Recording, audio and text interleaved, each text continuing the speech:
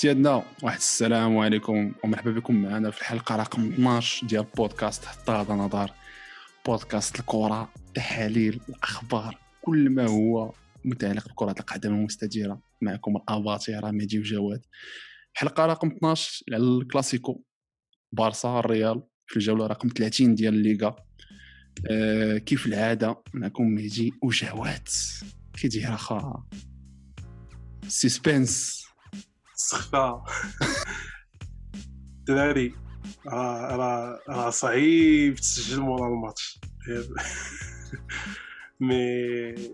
صراحة وبعدا شوف خبي باش تنوصلوا 1000 ابوني في 1000 سبسكرايبر في يوتيوب ولا 10000 في انستغرام. عاد قول لهم بعدا ودابا ولا صراحه راه ماتش انطونس كيف ما كنتي محايد. بارسا ولا ريالي راه صعيب فهمتي هذاك الادرينالين. مي بون مساء الخير. وماتش كان صراحة الله عاد الكلاسيكو الى القمة. ماتش شحال هذا ما شفنا شي ماتش او نيفو كلاسيكو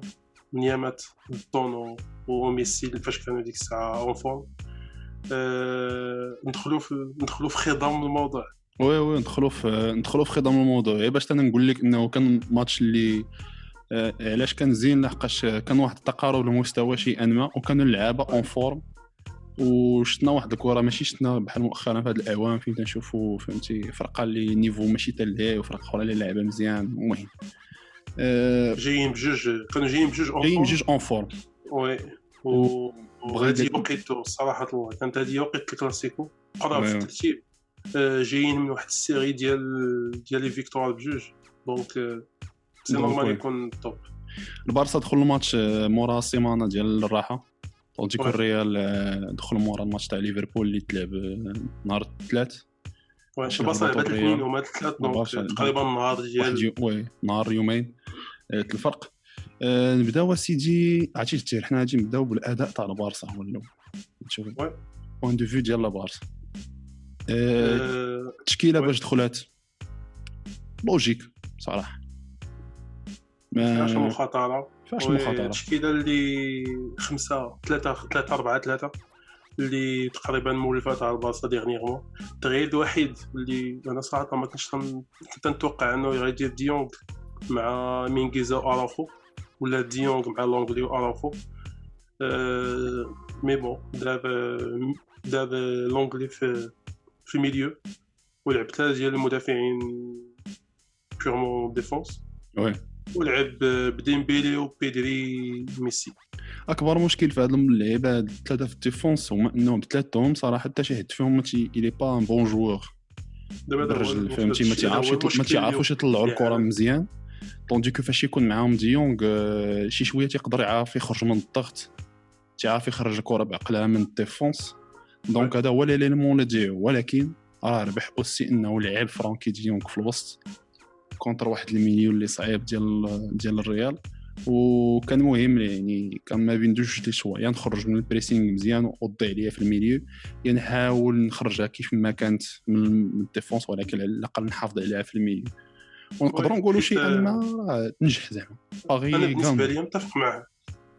وي كان باغي غانيون متفق معاه حيت غضحي يقدر اراوخ يخرج الكره يقدر ميم ديونغ يرجع يجيبها من الديفونس مي غتربح ان جوور اللي يقدر يافرونتي ليك هذوك كازيميرو مودريتش. وما تنساش عاوتاني ما يمكنلكش تحط ديونغ اون فاس مع بنزيما زعما بنزيما دابا سي لان دي ميور نوف او موند يعني ما يمكنلكش تحطو فاس فاس مع ديونغ. المهم من غير هذا البلان هذا صراحه كيف ما قلنا التشكيله اللي باينه معروفه ديال حتى غريزمان ما كانش انا حتى غريزمان ما ماشي شي لعب اللي الا ما لعبش واو صراحه فاش دخل كان التاثير ديالو ولكن مزيان ما لعبوش وكان خصو هذاك السير دومبر في الميليو ما يمكنليش يلعب بجوج اللعابه في الميليو ولا كلشي اللي قدام لحقاش الميليو تاع الريال راه لا يستهان به. المهم دخلوا في الماتش من جهه البارسا بدات بواحد الاستحواذ صراحه بضغط كانوا تيسترجعوا الكره دغيا. الريال ديك الساعه كانوا شي شويه تيتسرعوا في الكرات. كانت شويه تاع لا باسيونس ولكن بانوا الترعات في الديفونس شي شويه فهمتي بانوا شويه الترعات منين جا داك لو بيوت ديال حيت صراحه كانوا مكونترولي الماتش شي انما وكانوا تيحاولوا يدوروا يعني بحال قلتي فرقه كتحاول تلقى راسها في الماتش مستحكمه فيه مي واحد الساعه فهمتي الريال دارت تيك طران فهمتي قلبات من بريمير لكاتريام دقه وحده جا البيت كيوقع ليفربول كيوقع في ماتش ليفربول تقريبا نفس السيناريو. البارسا فاش بدات الماتش شفنا البارسا بحال لعبه كونتر واحد الفرقه عاديه كونتر ايبار ولا البارسا شاده الكره كيف موالفين تيدوروا كذا تيكري ميسي تيقلبوا على ميسي البا مرتاحين في لعبهم مي ما كانوش عارفين يعني دوك كي تنقولوا التبعات اللي عندهم في الديفونس ما بانوا لهم حتى بداو فالفيردي وبدا فينيسيوس يتحركوا بداو الكيزيليت يطلعوا عاد بدات تبان الشوارع اللي عند الريال اللي عند البارسا في الديفونس وي حتى بدا وي سورتو فاش بداو الميليو تاع الريال تيلقى راسو البيت انت في نظرك البيت اللي ماركات الريال سي لا فوت من شكون اكثر واش البا ولا لينغلي؟ انا بالنسبه لي لينغلي حيت دابا هذا هو نقدر نقول السلبيه الوحيده اللي عند هذه الخطه ديال ثلاثه ديال المدافعين سيتو فاش تلعبهم بثلاثه مدافعين يعني تيكونوا ثلاثه مدافعين تيكونوا بثلاثه سي دي فري ديفونسور شي تيعول على شي يعني هما بثلاثه نورمالمون جوج تيكونوا كافيين مي فاش تلعب بثلاثه تيكون واحد تيعول على الاخر واحد عول على الاخر حتى واحد فيهم ما مشى جا عند فاسكيز كلهم بقاو تابعين فالفيردي تعطاو باس ما جا بوسكيز فين يرجع اللي غطي كوتي البا حيت البا البارسا دات لعب هاد التشكيله هادي باش البا وديست ظهرهم يلقى راحتهم يلقاو راحتهم يعني ما غاديش نلومو البا غنلومو لونغلي وغادي نلوم حتى اراوخو اللي ما عرفتش ديبورد عليه بنزيما واحد الفاصون اللي دغيا كنا تشوف بنزيما جاي دغيا تيبان لك واحد خلى بينه وبين واحد متر بنزيما شويه عبيطه ديك اللقطه اللي باش تصيد وضربها بالطالون وبراحته بالنسبه ليا اراوخو ما كانش خليه يضرب هذيك الكره اون بليس دو سا صاحبي لا فينيسيون ديال ما سمح لي ماشي الفينيسيون الفينيسيون ديال بنزيما رائعه مي واخا هكا كانت تيجيني لا فوت ديال لينغلي علاش لحقاش خلا ليسباس كثير بينه وما بين البا لحقاش البا دار لي عليه واخا هكاك دار لي عليه انه خرج عند فالفيردي الا بوسي فهمتي يدفعوا انه يدير هذاك الدريبل يدفع ديك الكره نورمالمون تاع لينغلي اون فوا لاري تاعك خلاه انه يدفع ديك الكره كان عليك صافي انت تجي تلقفها تحيدها وصلتي وي دونك انت مخلي التواسع بزاف خليتيه فين يجري عليك ان بو نفس السيناريو تقريبا اللي بحال الواقع اللي وقع مع البي اس جي والبايرن فين هرب ديك الهربه نيمار من الميليو وحط مبابي وفي بلاصه ما فين فاسكيز حط باس لبنزيما مي المهم انا في نظري فهمتي هذه فوت ديال لينغلي ومورا هذا البيت البارسا حيت صراحه مؤخرا البارسا اش كان تيوقع لها سي كو اون فوا كتماركا الريال كانوا تيتشتتوا دينيا صافي الريال كتولي في لا جيستيون دو ماتش ولا تولي كتحرك لابال غير هو في هذه اللقطه في واحد 4 دقائق ولا 5 دقائق بحال ما وقع والو بقاو تيلعبوا مزيان وبقاو لاعبين داكشي اللي بداو به الماتش لاعبين كورتون تيدوروا البارسا لعبه تدور الكره الريال باقي ما دخلتش في الماتش ماركات البيت مي باقي راجعين زعما كاين واحد التحفظ وتيتسناو شي هربه من فينيسيوس تيتسناو اونغو الريال هادشي دخلت بهذا الشيء وي مي صراحه شربات شي شويه الريال شربات هذيك لا بريسيون اللي دارت عليها البارسا مورا البيت وهذا ايجابيه للبارسا لحقاش ما كانش كدير هذا الشيء ما كانش كان وفاتي تضرب على البيت تتلف مي دارت هذيك لا بريسيون ولكن اون فوا جاوني فقدوا ديك التركيز ديالهم البارسا واحد الوقيته من مورا كثاروا لي زوكازيون الريال هي فاش شافوا واحد الطلعه ديال فينيسيوس تعطاتو الكره مشى بها تماك بدا شي شويه الشك ولقينا البارسا ولات كتطلع لقدام ما تدير والو فهمتي ما تدير والو انا عندي بلو غون ديفو اللي جاني في البارسا هذا الماتش سي كو كانوا ثقال في اللعب ثقال في الترانزيسيون ثقال في التبدال ديال الجوايه واخا هكاك هذوك الكواري ديال ميسي الالبا ما شفناهمش كثار في البريمير ميتون ما كانوش تقريبا كاع ما كانش وفي الدوزيام ميتون كانوا قراب ما كانوش يعني وفاش كنهضر على هذوك الكواري يعني فاش ميسي ليترالمون تيكون في الميليو ولا في اليمين وتيحطها تيقلبها توتالمون. ما دار حتى وحده، ما دار حتى وحده. وصدمني انا في هذا البلان. نقدروا نقول انه حتى الاداء ديال كازيميرو اللي كان مزيان ما كانش كيخليه يتنفس،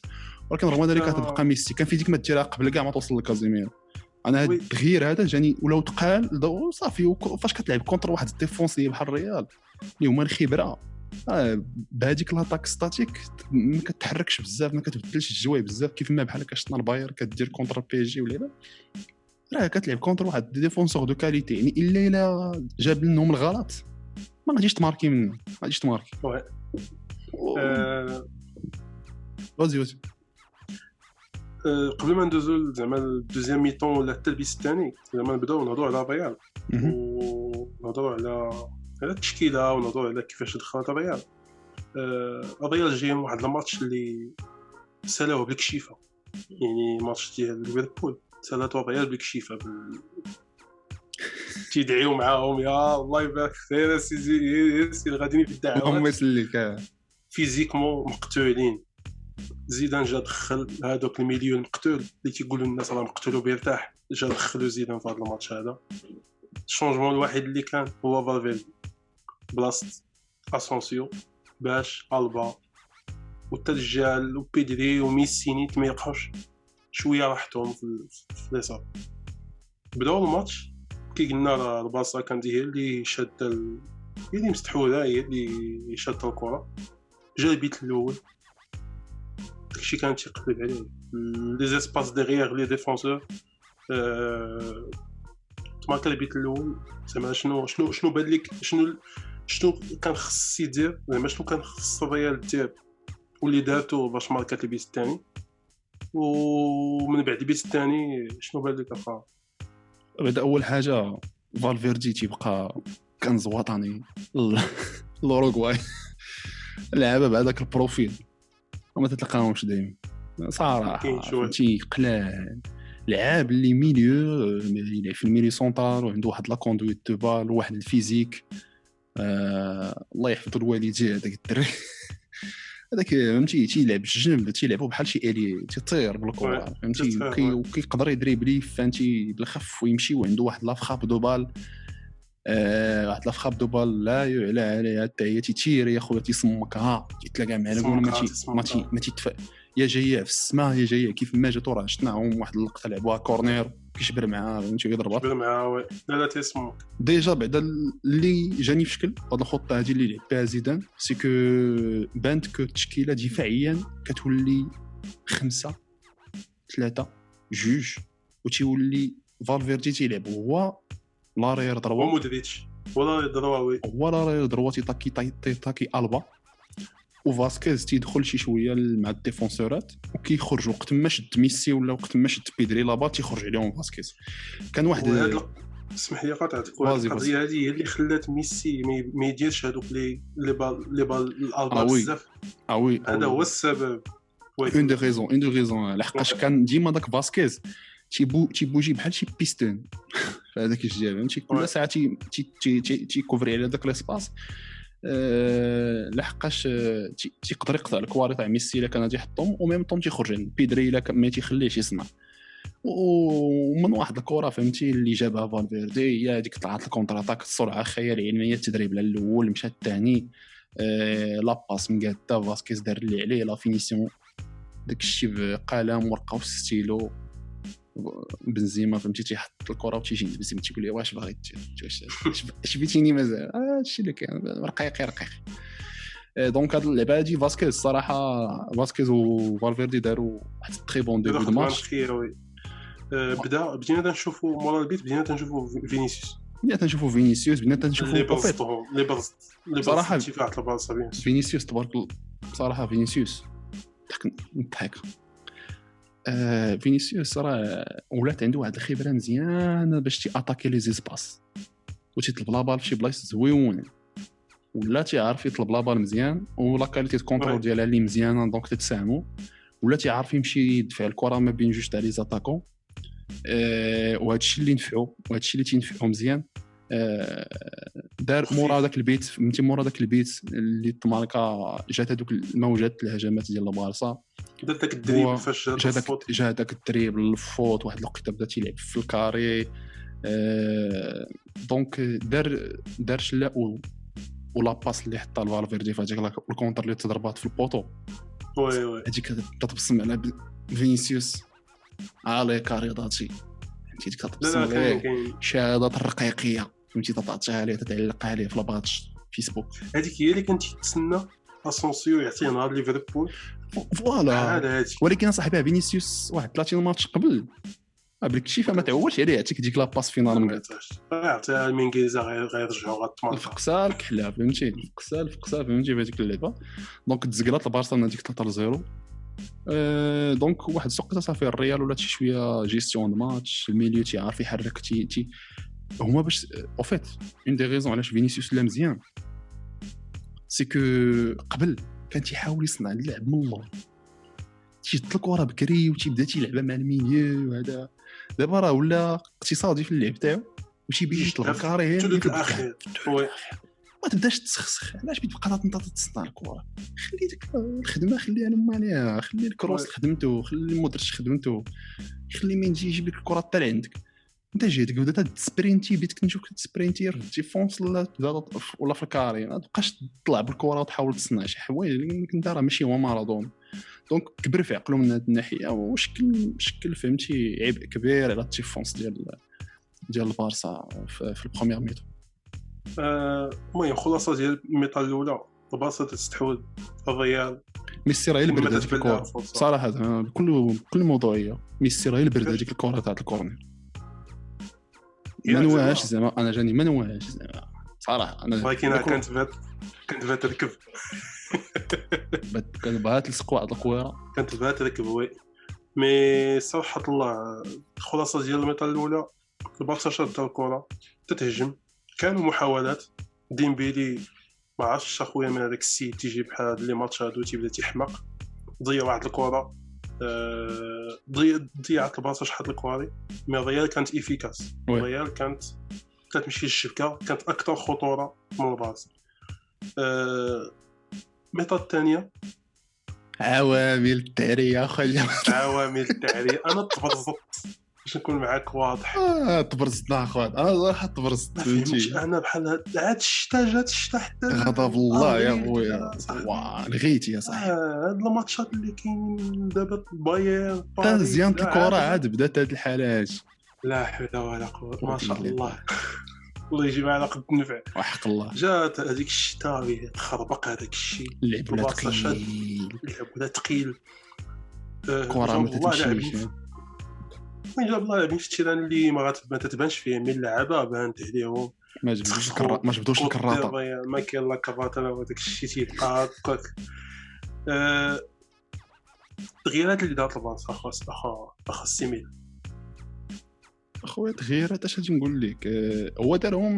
دارهم شي شويه في جوج الافواج تاع التغييرات الا ما خفت التغيير الاول فاش التغيير الاول جاني انا دارها وما عجبتنيش في ماتش تاع فالادوليد وعاود دارها داك انه ديك تبدا التشكيله تيقلبها من 3-4-3 ل 3-4-3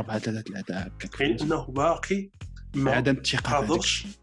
باقي ما تيقش فيها 100% وباقي ما قادرش يخرج منها ان تري تري غرو ماتش بهذيك 3-5-2 ولا 3-4-3 مازال هذا عدم الثقه انا بالنسبه ليا كومان تيعجبني صريح سيدي ما قادرش انا على هذيك التشكيله ولا دوزت بها واحد الميطه ولا واحد 3 دقائق ما خدماتش تنبدل انا بغيت نربح يعني بالنسبه لي انا راه شي زعما داكور افيك لي ما خدماتش يبدل هو ماشي خصو عاد يتعلم لينا عاد يجرب لنا التشكيله عاد هذه ما خدماتش التشكيله نبدلها ومشي نتعلم في بلاصه اخرى البارسا هذه جو سي با واش فاش دخل سيرجي روبرتو جو كرو عاود رجع ليها وي فاش دخل سيرجي روبرتو عاود رجع ليها يعني صراحه اللي تلفوا هاد الدراري ما تتبدل شي حاجه كثيره من غير لي لين ديال الديفونس راه اشنو ولكن صاحبي دامين كيزا في الديفونس في لاطاك هانيه ولكن كتشوف العشوائيه في الدفاع يعني بكل هي العشوائيه الريال كون ما كانش فخيش فيزيكمون كنتي فهمتي هذه تقدر تشوف شي حوايج لا حيت كون كانت فخيش فيزيكمون كنت غادي تشوف شي حوايج اخرين في ديك الكونتراتاك في الدوزيام ميطون وي بكل رجوله فهمتي. انت يجيني كان مخاطره بزاف انا تبدل ديك تبدل السيستيم من الاول، بدل الشونجمون ديال دخل ديك ساتي سيرجي روبرتو في بلاصه ديست، دخل غريزمان في بلاصه بوسكيت وصافي فهمتي، خلي التشكيله كيف ما هي ماشي تبدلها. مي شيء ان فهمتي راه دون تو لي كاب بدات البارسا تستحوذ. البيت اللي تماركا صراحه جاني غلط تماك فين شتي فالفيردي عرفتي راه صافي راه سخف لانه كانت واضحه الخبره تاع الباسيتو. ما عرفتش واش سخف ولا عيا ولا التركيز. لا سخف عيا فيزيكمون باينه فيه طامونطالمون صافي انه مازال ما عندوش لا كونديسيون فيزيك 100%. الباسيدو دار ليه ديك اللقطه بحال صافي راه راجع هذاك هو يعاود يرجع في الخط هذاك باينه حطها عليه، لقات لي سباس تري بون موفمون تاع غريزمان اللي دار هذيك الحله فهمتي، الذكاء كبير. ومن كيزا عليه رضاتي الثقافه فهمتي ما تفهمش معاه فهمتي هذيك الكره دار. انا تيبان لك انه البا فاش يتحرك راه فاش تتحرك لا كومبينيزون من سي البا عارف بانه راه كاينه شي حاجه شي بوطو شي اوكازيون شي بيت شي ما تيدوش داكشي سهل. المهم بدا الماتش لا رياكسيون، ولكن لا رياكسيون نهضروا لا رياكسيون ديال زيدان حتى هو من ناحيه لي شونجمون اللي دار هو قلبها زيدان ما دار لي شونجمون في طلع فالفيردي فينيسيوس كريم دخل ماريانو مارسيلو اسكو تقلبات التشكيله ولاو بثلاثه في الدفاع ومارسيلو اودريزولا في الجناب في الميليو كازيميرو مودريتش قدامهم اسكو وقدامهم ماريانو تيزيدروس دخل. وزيدان كان باغي هي اللي يجري ما باقي بغى والو من هذاك الماتش، بغى ياسوري هذيك النتيجه وبغى اللي يجري يبريسي ديونغ هو طالع يبريسي بوسكيتس واخا طلع من بعد يعطل باصه فاش تكري دوك لي زوكازيون فاش حيت ولا تيشوف باصه توصل ل 18 متر كاين الخطر يعني واخا تيدوروا الكره غير حتى 18 مي كاين الخطر يقدر يجي بيت في اي لحظه. انا في النقطه الثانيه واللي تنلوم على بارسا سيكو ما كتبيت بكري يعني يقدروا يماركيو بيت في الدقيقه 60 وعندك 40 دقيقه علاش ما زعما كنتي تقدر تماركي الثاني والثالث وكذا كذا. هنا عاود ثاني غنرجعوا نقولوا كو الريال هذا كان تري بون ماتش ديفونسيفون في الدوزيام ميطون اللي ما ساهلش واللي شفناه فيزيكمون كانوا نول. و اش بان لك في زعما في المنطقه 60 فاش تماركا البيت فاش تسالى الماتش صراحه تيجيني ضيعات البارسا فرصه ضيعوا فرصه انهم يقدروا يخرجوا بلي 3 بوان من هذا الماتش سورتو في لي كونديسيون اللي جايه فيهم الريال. حاولوا ولكن رغم ذلك يسون ليميتي لواحد لا كاليتي ديال اللعابه اللي سون ليميتي حتى لواحد لي شوا طرح حيت داك البطل الاخراني اجرك الله خصني وي كذلك اخر محاوله زعما هي باش ولكن صراحه انايا واحد النقطه اللي ما عجبتنيش سي ميسي ما صراحه بكل وضوح ميسي كانش او توب في لونطون ماشي هو او توب في لي كلاسيكو. اخر بيت اللي عقلنا عليه ماركا في 2017 بونس 2018 لا 2017 وي فاش التيشيرت ديالو في البرنابيو. كنت نتسنى منه اكثر كنت نتسنى منه سورتو يتيري ما كانش يتيري وتيتيري ديك القريبه يعني هو تحسب انا باي ماركي القريبه ساشون كان يقدر يتيريها اسمه كامل خارج 18 وي لا صراحه حتى البارسا كامله حتى توقعت ديونغ يتيري اكثر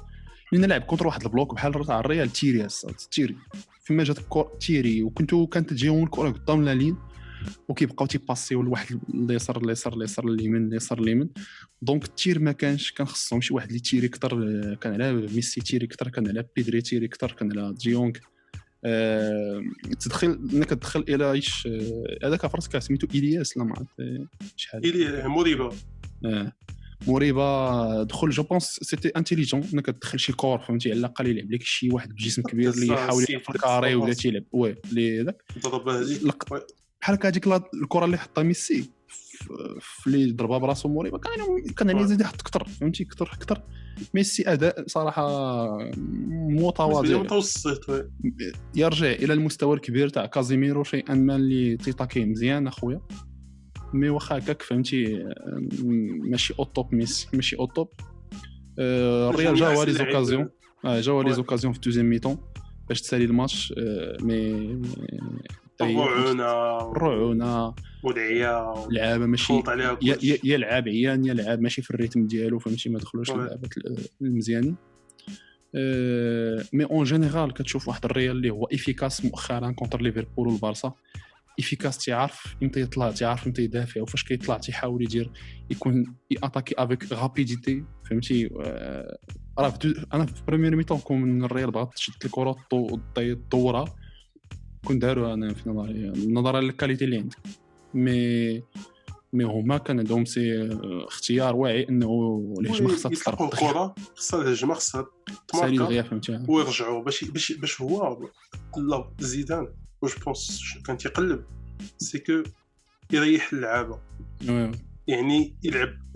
مثلا كروس ومودريتش لعب ماتش كامل ميكروس بغا يريح دغيا فالفيردي بغا يريح دغيا بنزيما بغا يريح دغيا حتى تابعوا ماتش نهار الاربعاء البارسا بالنسبه ليا احسن لاعب نقدر نقول ديونغ كوتي بارسا اللي دار ماتش صراحه الله داك التافي زعما من غادي وي وكوتي الريال نقدر نقول لك كازيميرو وي اتفق معك كازيميرو ولا تيدير ديرنييرمون لي كلاسيكو واخا طلع بحمراء ما بين كازيميرو وميليتاو ولكن كازيميرو صراحه لانه الخدمه اللي دارها على ميسي حتى الكواري اللي صراحه خرجوا مزيان بنزيما حتى هو دار ماتش مزيان بروميير ميطون المهم شي لقطات صراحه ما كانش مؤثر بزاف ما جانيش ما كانش مؤثر مي سورتو من البارسا ديونغ الى في فهمتي ماتش تري كومبلي كان خصو يتير فهمتي كان خصو يشوت التير مينغيزا حتى هو غطى بزاف المساحات واخا خسخو فينيسيوس ولكن راه بقى شاد الخط مي المهم بارسا ما عندهاش لاش تخجل من هذا الاداء اللي تعطى في هذا الميطا الاداء اللي هو احسن بزاف من الكلاسيكو اللي قبل مازال ايكيب مازال جون تتطور مع واحد المدرب جديد المهم انا اللي كنعيب على كومان هو انه التغييرات باقي تبدل كل ساعه فهمتي لا خصو فهمتي يكون عنده واحد لو سونس يكون عنده واحد لو سونس طوندي كو زيدان كاع التغييرات اللي دار كانوا في صائبين فهمتي كلهم بعقلهم والمهم ميسي راه خصنا نشوفوا شي حاجه اكثر منه من ناحيه ليتير من ناحيه الفيلم باقي بينك في الكلاسيكو الناس تقول بقى وهذاك الشيء راه شحال هادي ما شفناش ماركي في الكلاسيكو دونك صافي لونطون مهم الريال متصدر الليغا 66 نقطه تابعه اتلتيكو 66 ماتش مازال ما تلعب جو بونس اتلتيكو لعبه خطه في الفيا مارين بيتيس مع سعود جي ام تي بلس ماتش اللي هو صعيب